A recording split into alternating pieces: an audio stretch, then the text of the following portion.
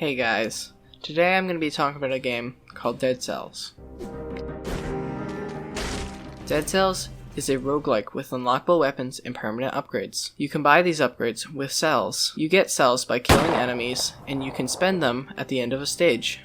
The games last around 30 minutes if you don't die and get semi-close to endgame. I've currently not beaten the game yet, but I've gotten to High Peak Castle, which is decently far. One thing I've noticed though, is that the difficulty jump from Stilt Village to Clock Tower / Forgotten's Belulcher, there's different paths, even more if you have the DLC. The difficulty increase is much larger than from the earlier stages. This is because you get healing every time you finish a stage, which makes the first few stages trivial and not even a threat.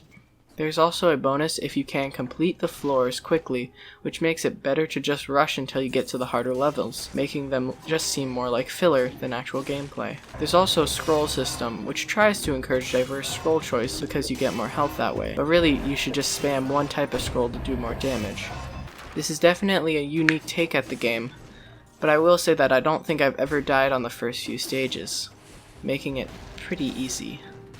In general, I actually like the game. It's pretty good. I don't have a ton of hours on it, and I will say it's a lot easier than games like Noita or Enter the Gungeon, although Noita is also a game with big health, but the enemies do so much more damage. In this game you do so much damage, so you normally just kill everything before it can hit you, which I guess is good until you get to the later stages when you do have to dodge. I just think they should just remove the first few stages and just make it harder, because the first few stages should be as hard as the last few. Or maybe I'm just thinking like Enter the Gungeon. But the game does get much harder, so I do recommend it, but it takes like 20 minutes to get hard, so that's disappointing.